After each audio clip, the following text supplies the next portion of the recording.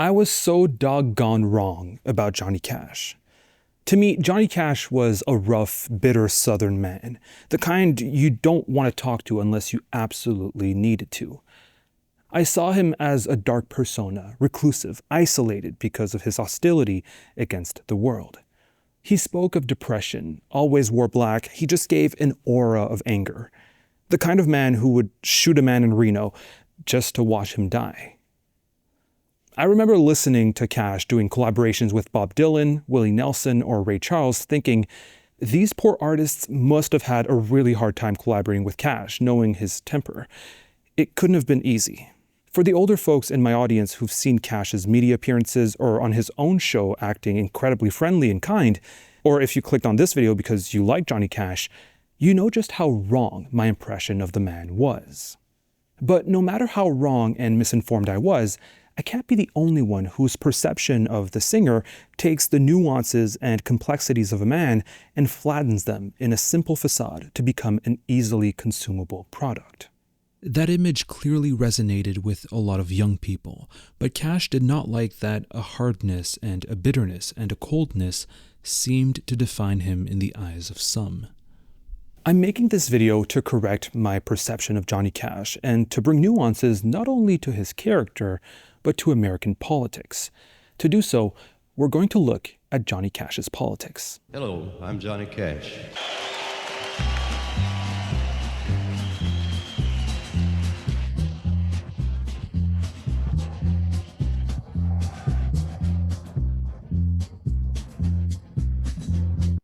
In his song Man in Black, Cash talks about why he wears black, and his reasoning is 100% political.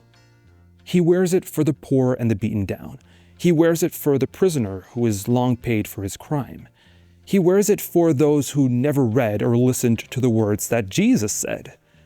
He wears it for the sick and lonely old. He wears it for the reckless ones whose bad trip left them cold. He means drug addicts. He wears it for the thousands who died in Vietnam. This man was a political man, perhaps one of the most prominent political artists in the United States. So I did a bit of research online on the politics of Johnny Cash, got some pretty interesting anecdotes, got pointed towards concept albums and songs, but I also found, as you may imagine, some really, really bad opinions. Johnny Cash was non-political. He wasn't associated with any political group.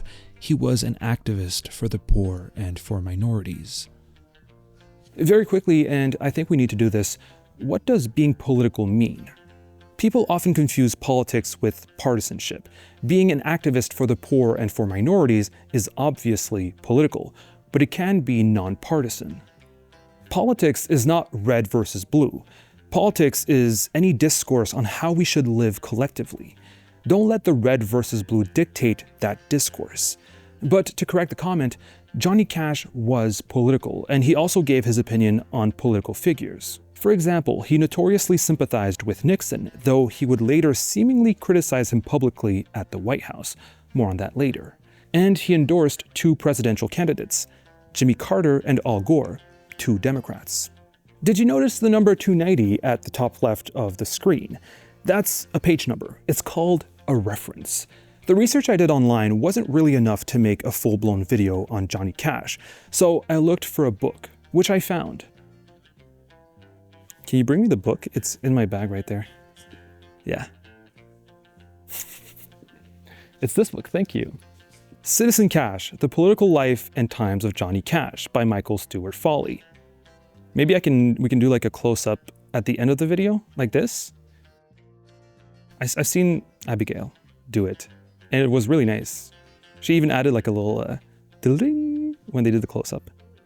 Yeah, we'll do that. Ding. All the information I was able to find online not only is provided in this book, but this not only brings a lot more information, but puts so much of it in detailed historical context. If you're interested in the politics of Johnny Cash and you want to know more after this video, please look up Citizen Cash. When you see a little number, I'm quoting or using information from this book. Foley divides the political themes from Cash's life in 7 parts: a New Deal for the Cash family, patriotic chores or Cash's military service, Cash and Black lives, cowboys and Indians, going to prison, a dove with claws, Cash on the Vietnam War, God and country. All of these are fascinating, and again, I recommend you read the book if you want to know more. In this video, I want to look at Cash's involvement with Indigenous issues, his take on prisons, and his interesting relationship with religion and patriotism. But to give you a quick answer to each topic, he was pro-New Deal, pro-military, pro-Black lives, pro-Indigenous, anti-prison, anti-Vietnam, not anti-Vietnam, anti-Vietnam War. He was a racist. He hated Vietnamese. Anti-Vietnam War, and pro-religion and patriotism. His family greatly benefited from the New Deal, a series of governmental programs which lifted a lot of families out of poverty. It's very possible that Cash's sensitivity to poverty came from not only witnessing it, but experiencing it in his youth. He didn't only see poverty, but he saw men and women working and toiling to escape it, and still struggling. Cash was pro-military, having served himself, and although he didn't like his experience, he encouraged everybody to serve. He was known as a strong supporter of the troops, and even if he did strongly denounce the Vietnam War, he would still organize concerts in Vietnam for the troops. Cash collaborated with Black artists in the 60s, was inspired by a lot of Black singers, and denounced chain gangs. However, very honestly, this chapter was the least convincing to me, and I probably benefit from revisiting it, but I really don't feel like Cash made his opinion strong enough about the situation to include it in his politics. But Foley did, so read the book and decide for yourself.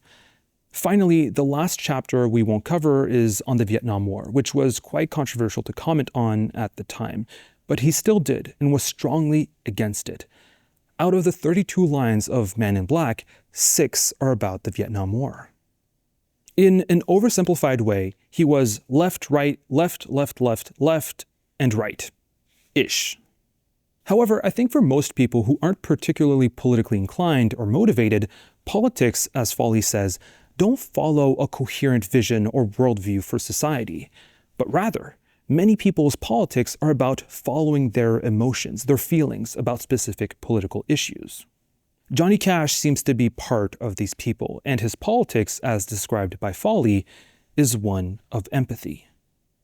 I still don't know if I'm convinced by this characterization of Cash's politics because it flirts with centrism, which is a political concept which I find really unhelpful.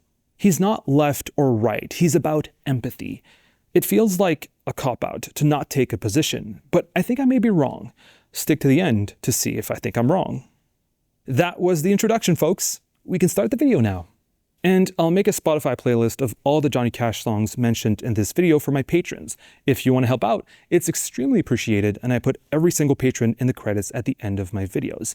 Check it out, patreon.com/thecanvas. By the way, this is not even a guitar. It's a bass. I mean, it's a bass guitar, but it's not like the guitar that Cash would use. It only has 4 strings. I don't know how to play this. This is just a prop. Now we can start the video.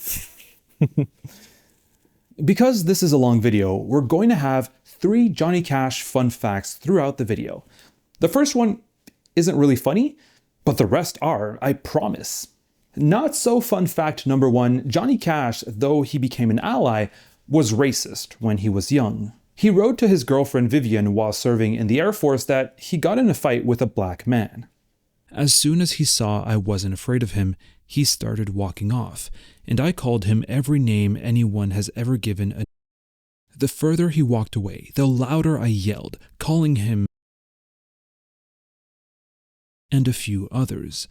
I yelled for a full 30 minutes that walked on the face of the earth. Why am I bringing this up? Because these were the times Johnny Cash lived in, and despite this being normalized, he still grew up to be anti-racist, going as far as denying to perform a specific song to President Nixon because it was too anti-black. Johnny Cash strongly believed that people could change, and it's good to remind ourselves just how much he did.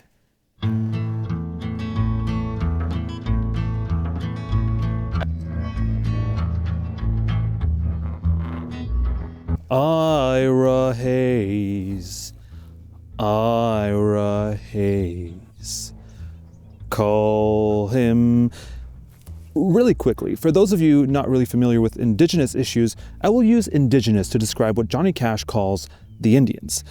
At least in Canada, where we're known to be great with Indigenous issues, that's extremely sarcastic by the way, check out the video I made on the topic, Indian is an outdated term that was often used as a slur. Johnny Cash is obviously not using it as a slur, but I prefer using the word Indigenous. Johnny Cash made a concept album in 1964 titled Bitter Tears, Ballads of the American Indian. It's a pretty radical album denouncing the treatment of Indigenous peoples in America, both in the past and in the present. 5 of the 8 songs on this album were written by Peter Lafarge, son of anthropologist Oliver Lafarge, who worked to protect Indigenous rights in America. The Ballad of Ira Hayes is one of these songs, perhaps the most known. We're introduced to Ira Hayes, a member of the Acamel O'odham known as the Pima, who farmed the Phoenix Valley. When the white man stole their water rights, Ira's folks were hungry, so when war came, Ira volunteered and forgot the white man's greed. Ira Hayes fought in Japan, and on February 23, 1945, he was one of the 6 soldiers to appear in this iconic picture taken on Mount Suribachi. He came back to America, everybody shook his hand, but he was just a Pima Indian. No water, no home, no chance. At home, nobody cared what Ira done and when did the Indians dance. So Ira started drinking hard until he died drunk early one morning, alone in the land he fought to save. 2 inches of water and a lonely ditch was a grave for Ira Hayes. It's an incredibly powerful song, which, may I remind you, was sung first by its writer Peter Lafarge, but was popularized by Cash. It talks of the unfair treatment of marginalized people who also fight for their country, something Cash was sensitive to. As Foley points out, Ira Hayes was poor, did his military service, and died of substance abuse, something Cash knew all too well. But many patriots may have listened to this song seeing a criticism of America, which it very obviously is. Criticizing the white man for stealing Indigenous water rights, criticizing the white man's greed, implying that Ira Hayes was betrayed by the very country he risked his life for. However, the most relevant part of the song are the last 4 lines. Yeah, call him drunken Ira Hayes, but his land is just as dry, and his ghost is lying thirsty in the ditch where Ira died. The song pulls us back to the present. It's saying, yeah, Ira died and we mistreated or mass murdered Indigenous peoples in the past, but this situation doesn't stay in the past. The land is just as dry. That didn't change and still needs changing. Speaking of things that still need changing, the song As Long as the Grass Shall Grow, which Cash said was his favorite of the album, was an incredibly relevant song at the time as it denounced a situation that was happening during the same decade as the release of the album. It talks of a treaty that the United States broke in the 60s. The Canandaigua Treaty of 1794 recognized all the land within the aforementioned boundaries to be the property of the Seneca Nation, and the United States will never claim the same, nor disturb that Seneca Nation, nor any of the 6 nations, or their Indian friends residing thereon and united with them, in the free use and enjoyment thereof. But it shall remain theirs until they choose to sell the same to the people of the United States who have the right to purchase. It was signed by none other than the father of the United States, George Washington. The United States wouldn't break a treaty that Washington himself signed, would they? Now, the Iroquois peoples didn't really like George Washington, calling him Conotocaurius, or the town destroyer. Corn Planter, the Seneca chief who's mentioned in the song we're about to look at, told the first president himself, "When your army entered the country of the 6 nations, we called you Town Destroyer, and to this day, when your name is heard, our women look behind them and turn pale, and our children cling close to the necks of their mothers." This is the background on which the following song was written. As long as the moon shall rise, as long as the river flows,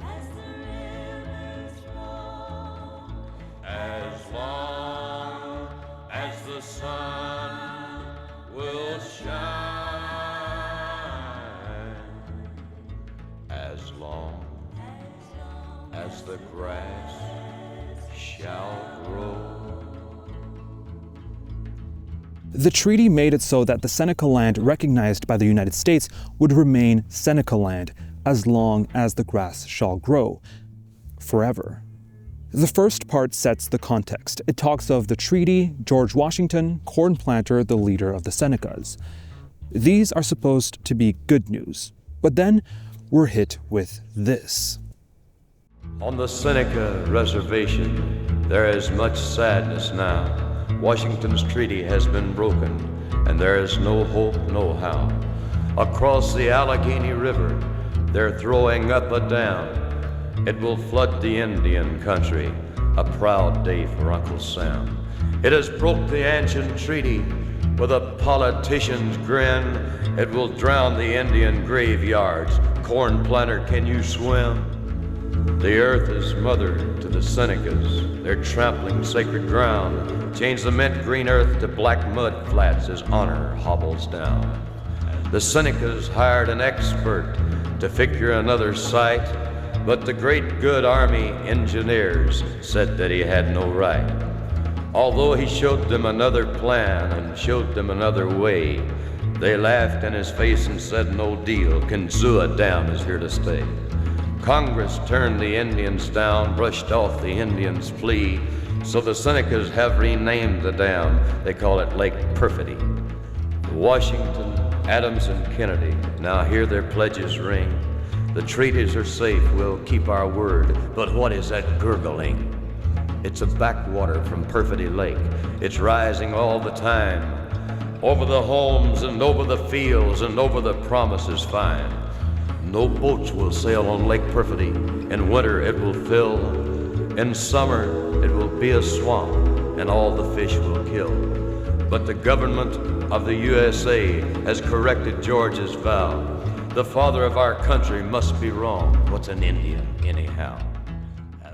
Despite mobilization against the dam, a third of the Seneca land was flooded. Hundreds of families were forced out of their homes, churches and homes were destroyed, the remains of Seneca ancestors were exhumed and relocated. Cash was infuriated, not only because the government was ignoring the Seneca pleas to respect their treaty, but because his fellow Americans were largely ignorant or simply didn't care much about the situation. By the time I actually recorded the album, I carried a heavy load of sadness and outrage, he later remembered. I felt every word of those songs. I meant every word too. I was long past the point of pulling my punches. He talked about this event not only in his song, but also on his show, The Johnny Cash Show, where he'd contextualize as long as the grass shall grow. This show is often used as a reference by Foley in his book, as it gave a lot of material, not only in terms of Cash's public positioning, but also in terms of his willingness to defy the powers that be. On this show, he invited and celebrated marginalized artists and would even sing songs which, in their historical context, could have been extremely controversial. Cash's willingness to stir the pot, to cause controversy, to risk shaking up people's prejudices, shows, in a way, where he aligned himself politically. Foley illustrates this through the guest appearances of Odetta, the voice of the civil rights movement, and of Buffy St. Marie. It is indeed a pleasure. It is indeed a pleasure for me to share with you the talents of my first guest tonight, a singer whose voice is as sweet as a rippling stream in the mountains. Won't you please welcome Miss Buffy St. Marie. Buffy St. Marie, or Beverly Jean Santa Maria, is a folk singer who fought a lot for Indigenous rights both in America and in Canada, both in songs and in action. When the sun begins to rise. Really enjoy it. You know, I'm not all Arkansas red. In my blood, it's not all Arkansas red. I got just a little bit of Cherokee in there. Well, that's what I hear, and I'm sure you're very proud of it, and we're very proud of you, John. Well, thank you, Buffy. But for some reason, I feel 100% tonight. Are you white? Do you wish you could be Indigenous? Hi, my name is Sean, the Canvas Grenier, and to all my white brothers, sisters, and other siblings, I'm here to tell you, it's not cool to impersonate or claim to be Indigenous when you're not. Foley mentions Philip J. Deloris' 1998 book, Playing Indian, which, according to the book itself, explores how white Americans have used their ideas about Native Americans to shape national identity in different eras, and how Indian people have reacted to these imitations of their native dress, language, and ritual. It sounds like an incredible read, going over the Boston Tea Party, Mardi Gras in New Orleans, and Foley summarizes Deloris' thoughts brilliantly by writing, even as European settlers and their descendants systematically pushed natives from their land and, in time, hunted them down on the western plains, the idea of Indians seemed to summon the spirit of the continent. Whites desperately desired that spirit for themselves. In some cases, participants have drawn on medieval carnival traditions to perform Indianness as they envision it, signifying freedom, inversion, rebellion, and aboriginality. If the idea of American freedom meant the opportunity to be totally and ultimately free, ideas about native freedom represented almost the purest ideal, an absolute freedom outside any system. The irony of taking away all of that freedom, imprisoning indigenous peoples on reservations at the tip of a bayonet, was lost on white America. Johnny Cash was not part Cherokee, and he later admitted to it. Beverly Jean Santamaria's claim of being indigenous has been heavily criticized. I'd say she's a pretendian, but I don't want her to sue me. Don't sue me, Beverly. All right, back to the program. How about you and I doing a song All together, right, okay? I think we should. Can I play along on my mouth? Yeah, what have you got? A mouthful. Now I can tell you, Buster, that I ain't a fan of Custer, and the general, he don't ride well anymore. Beverly and Johnny sing the song Custer. It's also a song written by Peter Lafarge, which appears in Bitter Tears, but it's a bit of a strange one. It's joyful in a way. The whole time, Beverly and Johnny sing it laughing and smiling. But what exactly are they smiling and laughing about? They're singing a celebration of the death of American officer, leader of the 7th Cavalry Regiment, George Armstrong Custer. The general doesn't ride well anymore because he died during the Battle of the Little Bighorn. While singing this song, Johnny and Beverly explain why they don't like the officer. Oh, with victories he was swimming, he killed children, dogs, and women, but the general, he don't ride well anymore. Crazy horse sent out the call to Sitting Bull and Gall, and the general, he don't ride well anymore. These are the leaders of the Octet Sakowin, better known as the Sioux, who were hunted down by Custer. However, Custer split his men and was weighted by 12,000 warriors, which was more around 3,000 in reality. This was his last battle. Now it's not called an Indian victory, but a bloody massacre. But the general, he don't ride well anymore. There might have been more enthusing if us Indians had been losing, but the general, he don't ride well anymore. In a United States still enthralled with cowboys and westerns, in which popular culture so favored the cowboys, laughing through a song about a massacre of white Americans could only be regarded as subversive, writes Foley. Cash seems to celebrate the death of a white military officer to non-white enemies in 1969 in the middle of the Vietnam War, a war Cash publicly opposed at a time when each week we lose 100 fine young men. Finally, these last lines show a will to rewrite history from the perspective of indigenous peoples. Cash sings Us Indians, though that was written by Peter Lafarge, who also wasn't indigenous. Here, you see this event from a different perspective, from a perspective outside of the traditional white American perspective. This was an Indian victory. But because history is seen and taught from the American perspective, it's a bloody massacre, or a massacre as Johnny Cash says. It's the classic, a strategic bombing when it comes from us, but a terrorist attack when it happens to us.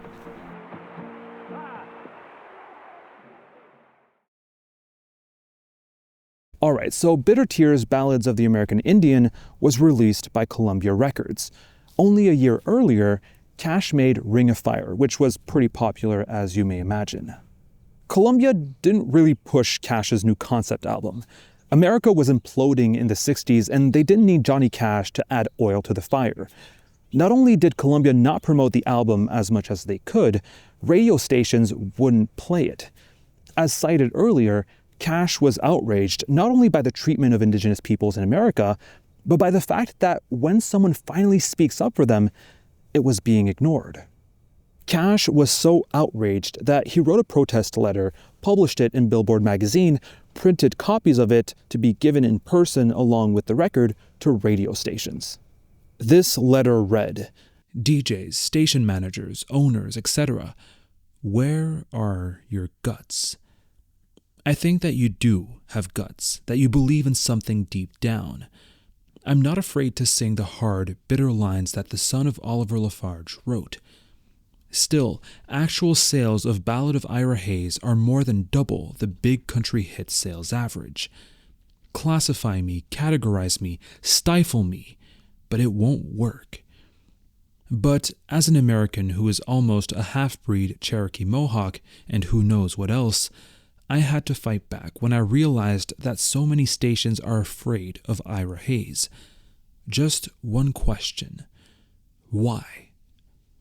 Now, simply through this concept album and the passion with which Johnny Cash defended it, it is obvious that defending the rights of Indigenous peoples was important to him. He was firmly positioning himself within the civil rights movement through this project. However, I want to look at one last song with you, one that isn't written by Peter Lafarge, one that is written by Johnny Cash himself.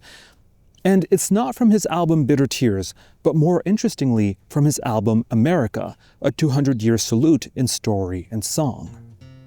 Through 21 songs and narrations, Cash tells the beautiful story of America. Now, Cash was obviously a patriot, and we'll go back to that part of his personality later in this video, but there's a song in this album that stands out. You'd expect this album to tell the traditional great history of America, with its bravery when fighting away the British, with its bravery when fighting each other in a civil war, with its bravery when fighting both world wars, with its bravery when exploring space. Space, the final frontier. The song that stands out from the lot is titled Bigfoot, and it starts with a monologue. But the land was already claimed by a people when the cowboy came and when the soldiers came. The story of the American Indian is in a lot of ways a story of tragedy, like that day at Wounded Knee, South Dakota.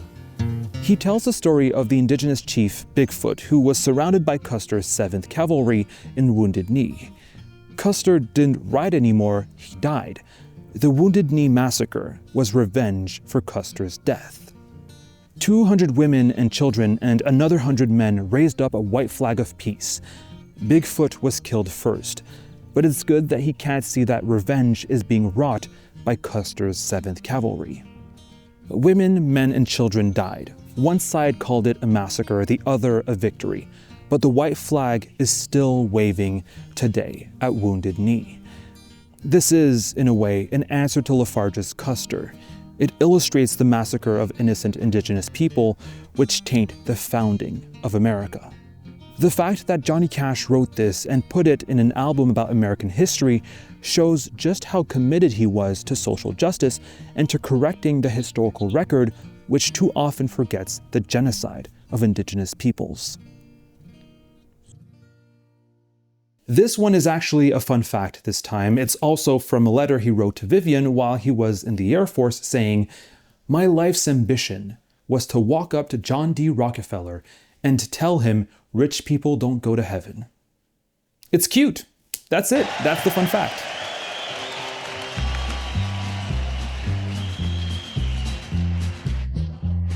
Johnny Cash's political legacy obviously wasn't his activism for Indigenous rights. He's known as the prison guy. It all started in 1953. During his time in the Air Force, which he likened to being in prison in some letters, Cash watched Inside the Walls of Folsom Prison, a movie made by Crane Wilbur. Folsom Prison Blues was written that same year. It's a simple song with only 4 verses. In the first verse, we quickly understand that we're listening to the perspective of an inmate. He hears a train outside the walls of Folsom Prison, which contrasts with his isolation and stagnation. In the second verse, the inmate explains that despite his mother telling him to be good, he shot a man in Reno just to watch him die. Cash was trying to think of the worst reasons to kill someone when writing this line.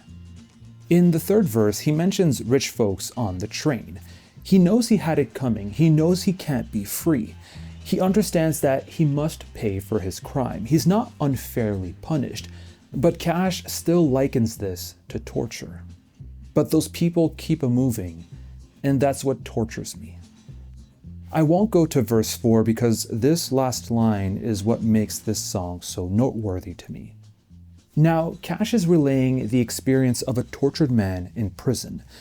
However, there's nothing here that says that this torture is unfair or unjust. To many, justice means punishment, and therefore, torturing a murderer is doing justice. And this song doesn't agree with that, but it doesn't disagree with it either. The prisoner admits himself that he had it coming, that he can't be free. I wouldn't necessarily call Folsom Prison Blues a protest song because it's advocating for changes in the American carceral system. If Folsom Prison Blues is a protest song, it's because of a different reason, and that reason can be found in this line. But those people keep a-moving, and that's what tortures me. As Foley writes, Cash denounced another kind of violence, a foundational cruelty, that prisoners were being left to rot by their fellow Americans. By its attitude toward crime and punishment built on prisoner erasure, the American public made possible the inhumanity of the country's prisons. But those people keep a-moving, and that's what tortures me, is the line which best illustrates Foley's analysis. If Cash isn't saying that the prisoner deserves to be heard, he's giving him a voice by singing this song. If isolation from the world, not having anyone care for you, was the greatest punishment, Folsom Prison Blues isn't saying it's wrong, but it is counteracting that punishment by breaking the prisoner's silence. Oh, that was good. That was good. Instead of saying we should humanize prisoners, it gives the perspective of a prisoner and thereby humanizes him. And though Folsom Prison Blues only implicitly advocates to humanize prisoners, Johnny Cash very explicitly advocated for prison reform. 4 years after writing Folsom Prison Blues in 1957, he would do his first prison performance at Huntsville State Prison in Texas. He would do more of these performances, reaffirming his beliefs in prison reform, and in 1968, he would record at Folsom Prison, a live album recorded at Folsom Prison. In the sleeve notes of the 1999 re-release, it said, Listen closely to this album and you hear in the background the clanging of the doors, the shrill of the whistle, the shout of the men, even laughter from men who had forgotten how to laugh. But mostly, you'll feel the electricity and hear the single pulsation of 2,000 heartbeats in men who have had their hearts torn out, as well as their minds, their nervous systems, and their souls. Hear the sounds of the men, the convicts, all brothers of mine, with the Folsom Prison Blues. The album was a success. Johnny Cash was able, through radical empathy for the prisoners he calls brothers, to make America listen, not only to the joy of convicts, but also to a popular singer who empathizes and humanizes prisoners. I just don't think prisons do any good. They put them in there and just make them worse, if they were ever bad in the first place. And then when they let them out, they're just better at whatever put them in there in the first place. You just can't cut them off from society and say, the hell with them. They're alive, and they can change. In a country which now has the largest prison population in the world, which, despite counting for 5% of the world population, has 20% of the world's inmates, this is a pretty radical stance. However, it's important to keep in mind that this incarceration rate is quite recent, and Cash's reality was completely different.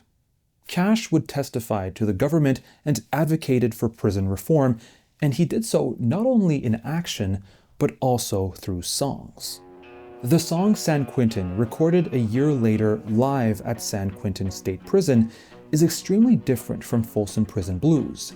Foley once again nails it on the head by saying, "Unlike Folsom Prison Blues, which does well to convey the sense of loneliness and regret any convict might feel, San Quentin is defiant, accusatory, and political." It starts off with the iconic, "I was thinking about you guys yesterday." Now, I've been here 3 times before, and I think I understand a little bit about how you feel about some things. It's none of my business how you feel about some other things, and I don't give a damn about how you feel about some other things. But anyway, I try to put myself in your place, and I believe this is how I would feel about San Quentin. This introduction is all about the inmate's feelings, to finally have Cash, a superstar, try to put himself in the shoes of a convict. San Quentin, you've been living hell to me. San Quentin, I hate every inch of you.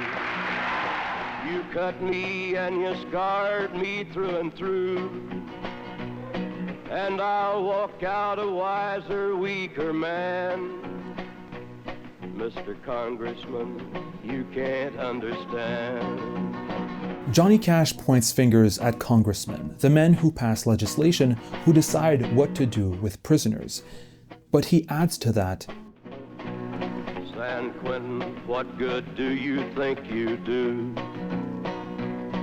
Do you think I'll be different when you're through? You bend my heart and mind and you warp my soul. Your stone walls turn my blood a little cold. He's not only criticizing San Quentin, but the whole prison system which turns convicted criminals into worse men. Finally, he ends the song with strong advocacy. San Quentin, may you rot and burn in hell. May your walls fall and may I live to tell. May all the world forget you ever stood. And may all the world regret you did no good. There's an exhaustion and even a hatred for the prison system that Cash perhaps camouflages behind the perspective of a prisoner that I believe he could have very well had. Johnny Cash recorded another live album in a Swedish prison and at the Tennessee State Prison. I don't think there's a need for further evidence to understand Johnny Cash's empathy for convicts, both those serving time and those on death row. He was a strong advocate for rehabilitation as opposed to punishment, and he was so not because he was himself a rugged outlaw, as many may suppose, but he was empathetic to prisoners when nobody was, because he simply was an empathetic person. Johnny Cash was a Christian who believed in the virtue of empathy, but as he did with his patriotism, he applied his thoughts radically. It's easy to empathize with your friends and family, but can you empathize with criminals? It's easy to thoughtlessly adulate your country, but can you admit its mistakes out of love for humanity?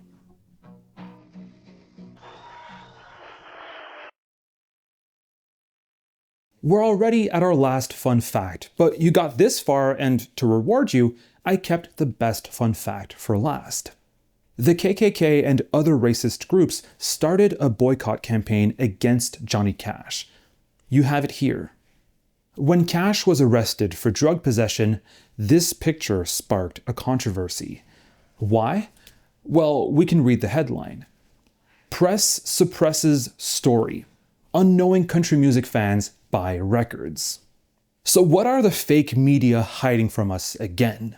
The best kept secret since the atomic bomb has been the fact that singer Johnny Cash has a wife, and they have 4 mongrelized children.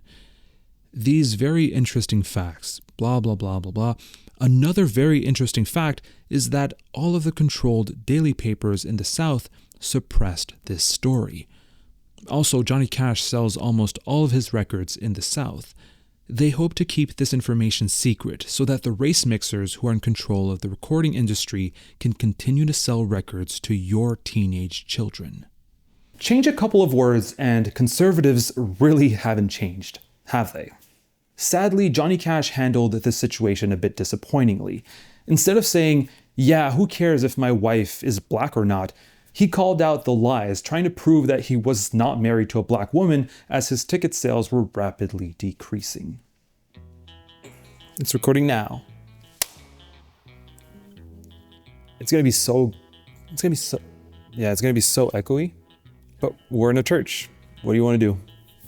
So far, I gave you two examples of the kind of activism Johnny Cash did, advocating for the rights of Indigenous peoples and the rights of prisoners. However, Johnny Cash is often associated to the right, to conservatism, and before going to the conclusion of this video and wrap up Johnny Cash's politics, I think we should try to understand why, despite his activism, he was appropriated by the right and conservatives. Johnny Cash is known to be both a Christian and a patriot, and because most Christian patriots in America are conservatives, then we have to deduce that Johnny Cash was a conservative. But it's never that simple with the man in black. It wouldn't be wrong to associate Christianity and patriotism to conservatism in America, but more generally, you can very well be a communist. Not that Johnny Cash was a communist, but you can be a communist and a Christian. Leo Tolstoy was anti-capitalist and very religious, and you had a whole movement in Latin America called liberation theology, where many Christians saw the message of Jesus as an anti-capitalist message, one of equality, community, and solidarity. Again, Johnny Cash was not a communist. If he was one, we don't have evidence for it. He did write of his childhood when his father was given 20 acres of land and a share of the community-owned general store. "I grew up under socialism, kind of. Maybe a better word would be communalism." However, he did view Jesus as a revolutionary. He co-wrote a movie titled The Gospel Road, directed by Robert Elfstrom. Elfstrom was quoted saying that he learned from Cash that Jesus was a social reformer and a revolutionary, and that his life was similar to our time. If you substitute senators and congressmen for the Pharisees, he reasoned, you can see the parallel. I think my favorite bit of contextual information in Michael Stewart Foley's book is his explanation of the two different branches of Christianity which developed in the 21st century in America. To summarize it, there were the Christians who were more into trying to correct sinners, and the Christians who were more into making the world a better place. Simply put, you had those who protested saying that the homosexuals were going to hell, and the ones trying to fight poverty. A growing number of Christian conservatives saw this drift toward trying to intervene in the nation's social problems by fighting, for example, individualism, capitalism, and patriotism as a mistake. Rather, they saw evidence of national decline in the behavior of young people, their embrace of radical politics, their disrespect for authority, their use of drugs, their sexual revolution, and the devil's music, all sins for which they must be made to repent. What the world needed, they thought, was a firm, masculine, patriotic patriarchy. It is here that Christianity was implicated in the origins of what we now call the culture wars, pitting a robust Christian flag-waving patriotism against a radical secular humanist counterculture. Johnny Cash was friends with and often aligned himself with evangelist Billy Graham. Graham was against gay marriage. He believed that the role of women was to be wives, mothers, and homemakers, denying his own daughters from developing their careers. He was against premarital sex, against abortions, against divorce. He was a supporter of Israel and an anti-Semite. These positions are more compatible than you may think, and he was for the Vietnam War. However, he was against segregation, so at least there's that. Johnny Cash often platformed the man. However, in opposition to Graham, he often made the point that he felt uncomfortable telling people what to do or what to believe. I won't go too much into the religious aspects of it because it gets boring really quickly. But in his song, What on Earth Will You Do for Heaven's Sake?, Cash really preaches for a Christianity of action rather than a Christianity of moralization. Would you also give your cloak to one who took away your coat? Did you feed the poor in spirit and befriend the prosecuted? And I think this informs where Cash is coming from, at least when it comes to his religiosity. To him, Jesus wasn't talking against abortion, gay people, divorce, premarital sex. This culture war stuff didn't seem to interest him at all, understandably. Jesus talked about love, compassion, solidarity, and I believe that's what Johnny Cash followed. Those songs about precarity, his empathy for farm folk, his public ridicule of a system designed to make hard-working people fail, all of these things set him apart from the majority of evangelical Christians who were then mostly consumed with fighting the so-called culture wars. Cash put as much faith in these culture warriors as he did in the gospel of supply-side economics. I started the Christian Johnny segment by saying that you can be Christian and progressive. You can also be a patriot and be progressive. You can be a patriot and be a communist, though it can be a bit controversial. All of that to say, conservatives, even in America, don't necessarily have the monopoly on patriotism. You can be a patriot in many different ways, but American patriots are often associated to, though not always, as the love it or leave it types. America, love it or leave it was a slogan that appeared in the 70s against hippies, the counterculture, and against people who criticized America in general. It's a conservative slogan that comes from a country song by Ernest Tubb. It was also used around the same time by the Brazilian military dictatorship, though they used Brazil, love it or leave it. Holy shit, is this a motherfucking Brazil reference? Though it's not a really nice reference.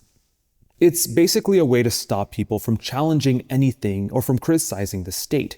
If you criticize America for its imperialist wars, that's un-American. You should leave the country then. Making the criticism of your country and its government's choices un-American is deeply authoritarian, and it's something conservatives love to do. So we're going to play the love it or leave it game. Did Johnny Cash love it or did he leave it? Cash went to the White House to give a concert to conservative President Richard Nixon on April 17, 1970, the day the Apollo 13 crew landed back on Earth.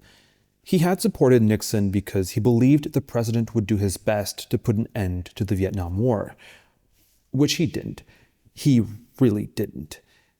Nixon requested that Cash sings Welfare Cadillac, a country song criticizing people on welfare and how they can apparently afford to buy Cadillacs off the labor of fool taxpayers. He also requested Okie from Muskogee by Merle Haggard and the Strangers, an anti-hippie song encouraging college campus kids to respect the dean, to cut their hair, to stop smoking weed, to stop making a party out of loving, and to stop burning their draft cards. Shut up and go to Vietnam, you hippie cowards. But those two songs weren't Johnny Cash songs.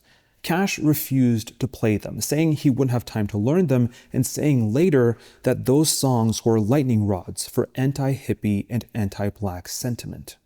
The song requests were controversial, and President Nixon made a joke out of it after Cash's refusal. It's rather hard to describe Johnny Cash in terms that are perhaps adequate, except for those who know his music.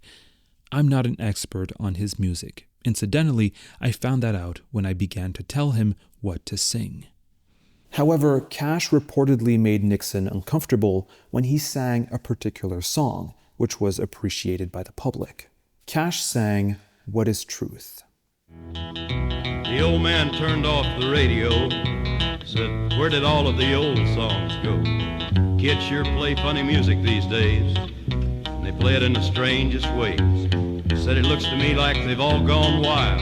It was peaceful back when I was a child. Well, man, could it be that the girls and boys are trying to be heard above your noise, and the lonely voice of youth cries, what is truth? As the youth do everything denounced by Merle Haggard and the Strangers in Okie from Muskogee, Cash is singing from their perspective. He's seemingly taking their side. A little boy of 3 sitting on the floor looks up and says, "Daddy, what is war?" "Son, that's when people fight and die." A little boy of 3 says, "Daddy, why?" Young man of 17 in Sunday school, being taught the golden rule. And by the time another year's gone around, it may be his turn to lay his life down. Can you blame the voice of youth for asking, what is truth? Cash isn't only taking the side of youth, but he's actively saying that they are principled for refusing to go to war. He's backing them up in their challenge of authority, of questioning what they were told was truth. Young man sitting on the witness stand, the man with the book says, "Raise your hand. Repeat after me, I solemnly swear." The man looked down at his long hair, and although the young man solemnly swore, nobody seemed to hear anymore. And it didn't really matter if the truth was there. It was the cut of his clothes and the length of his hair. And the lonely voice of youth cries, what is truth? A young girl dancing to the latest beat has found new ways to move her feet. A young man speaking in the city square is trying to tell somebody that he cares. Yeah, the ones that you're calling wild are gonna be the leaders in a little while. This old world's waking to a newborn day, and I solemnly swear that it'll be their way. You better help that voice of youth find what is truth. How can you hear these lyrics sung at the White House in front of President Richard Nixon and not see this as an act of defiance, as a call for Nixon to open a dialogue with the youth and their concerns? So to answer the question, did Johnny Cash love it or did he leave it? In this case, and in the case of the Vietnam War, Johnny Cash had to leave it. He didn't only criticize the Vietnam War, he criticized Reagan's support for the Contras in Nicaragua. If you're a true American patriot, you don't want to look up the Contras. He sang Bob Dylan's Masters of War alongside his friend Chris Christopherson, who would shout, "We've got Johnny Cash on our side against the Contras," and Cash to shout back, "Watch out, Reagan." Did Johnny Cash love it or did he leave it? Again, he had to leave it. Cash continually criticized meritocracy, decrying the fact that even if men and women worked as hard as they could, a lot of times hard work wasn't enough. This man criticized the American dream. Love it or leave it. Love it or leave it. We have another leave it. Cash would sing Woody Guthrie's song Deportee as Congress debated the bill that would become the Immigration Reform and Control Act of 1986. Love it or leave it. We have another leave it. It would be wrong to say that Johnny Cash was only on the leave it side. Take his song Ragged Old Flag, a pretty popular one. It's extremely patriotic to the point of being pretty corny, but I'd love it if I were a patriot. In the song, he explains how the American flag is ragged, but he loves it that way because it tells the story of the bravery of citizens who flew it during America's history. But he did say, "The raggedness of the flag is due to a lot of things that we've brought onto it ourselves," he concluded a year after the 9/11 terrorist attacks, when such sentiment coming from anyone else could get them branded as unpatriotic. Love it or leave it. Love it, I guess. More interestingly, amongst all the Cold War rhetoric and justification for political or straight-up military interventions abroad, Johnny Cash said a very curious thing to Patrick Carr from Country Music magazine. Keep in mind, conservatives and Christians backed any outside intervention to stop the godless communists from having any influence. I see these politicians get up and say, "We can't have another communist country in the Western Hemisphere." But who are we to say? Our whole thing is that we're free to choose our own form of government and worship as we please and say what we want, and I'm all American in that way. I think communism is a bad thing, but I can't tell another people who are hungry how to live. Love it or leave it. It's getting hard, isn't it? Leave it, I guess, but he obviously loves it. What about Anthem 84, which he performed with The Highwaymen, written by his friend Chris Christopherson, where he speaks to his country? If you're looking for a fighter who'll defend you and love you for your freedom, I'm your man. I ain't gonna leave you for the crazy things you're doing, but don't ask me to lend a helping hand. You were such a pretty dream as I remember. You were young and strong and God was on your side, but the vision slowly faded like the wonder from your eyes.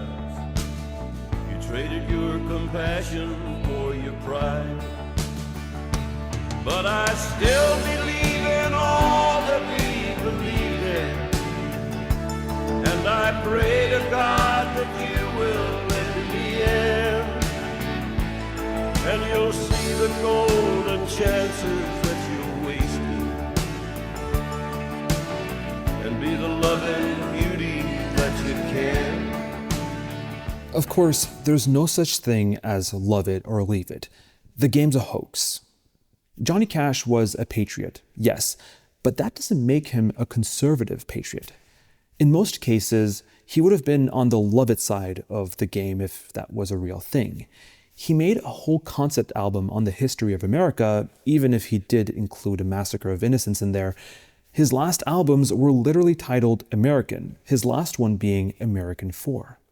I don't want you to get from this segment of this video that Cash was only critical of America, because he wasn't. The reason why I focus on his criticism is because I want to show that the idea of him being a Christian patriot is extremely different from what we think a Christian patriot is. All right, well, that was a trip of fun facts, anecdotes, songs, concerts, and albums. But what can we take away from all of it? I think Johnny Cash is an easy figure to appropriate politically. He perfectly embodies the firm, masculine, patriotic patriarch that the right is looking for. The Republican Party has tried to appropriate his image with a lot of pushback. During the Unite the Right rally in Charlottesville, one of the white supremacists was wearing a Johnny Cash t-shirt, which warranted a response from Cash's children saying, "Our dad told each of us over and over throughout our lives, 'Children, you can choose love or hate. I choose love.' Our father as a person, icon, or symbol is not you. We ask that the Cash name be kept far away from destructive and hateful ideology." But Cash was not really a leftist either. He was, at best, a liberal. Michael Stewart Foley says that Cash wasn't left nor right, that he didn't experience politics in that way, that he experienced a politics of empathy. And I have to admit, at first, I really didn't buy the thesis. This sounds like not left, not right, but forwards, or I don't have an ideology, I go according to my empathy. I feel like this centrist post-ideology, end of history kind of thinking boils politics down to a form of bureaucratic management. To me, politics is about defending a worldview with collective projects and dreams, not putting in a corporate administrator that will manage the country like a business. But a politics of empathy doesn't necessarily mean being a centrist, though the outcomes may be similar. I associate the politics of empathy to a sort of soft politics, one that, because it's afraid to defend a specific worldview, fails to build one in any meaningful way. A politics of empathy, a politics of feeling, seeks to change only the aspects of society you have feelings about, without the bigger picture, without the systemic analysis. And Foley is absolutely right. This is what Johnny Cash's politics were. He wasn't strongly to the left or strongly to the right, because he only focused on individual issues without necessarily connecting them all together. And that's what I want to conclude on. I don't think the lesson to be learned here is to finally determine if Johnny Cash was a conservative, a liberal, right-wing, or left-wing, because I don't think his worldview was solid enough for that. I think Foley's concept of politics of empathy is the true takeaway. I'm going to quote myself from the introduction because I think this video is long enough for me to do that. As Mr. Canvas quotes, I think for most people who aren't particularly politically inclined or motivated, politics, as Foley says, don't follow a coherent vision or worldview for society, but rather, many people's politics are about following their emotions, their feelings about specific political issues. Johnny Cash seems to be part of these people, and his politics, as described by Foley, is one of empathy. And perhaps, and we'll end it on that, this understanding of Johnny Cash's politics and many other people's politics can help us understand where it's coming from and how to engage with them.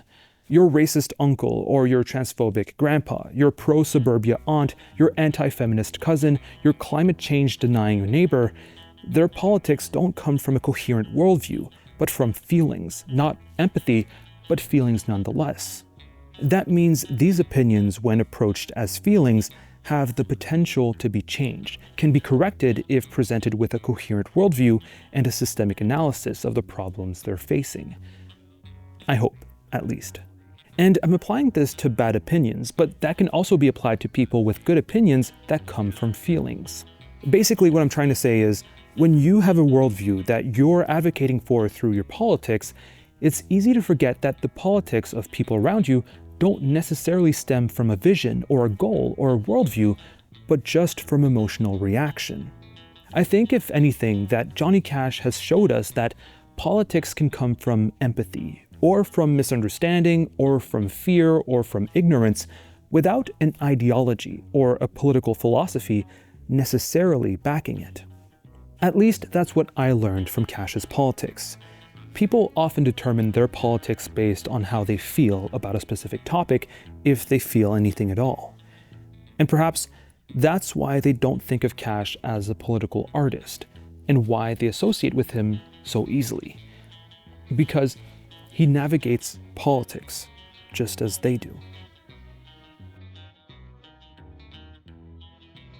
Thank you so much for watching. Thank you Rowan Brendel, X-Towns, Bagels, Speece, and all my other patrons for supporting the channel. If you also want to help out, leave a like, subscribe, and check out patreon.com/thecanvas. Thank you so much.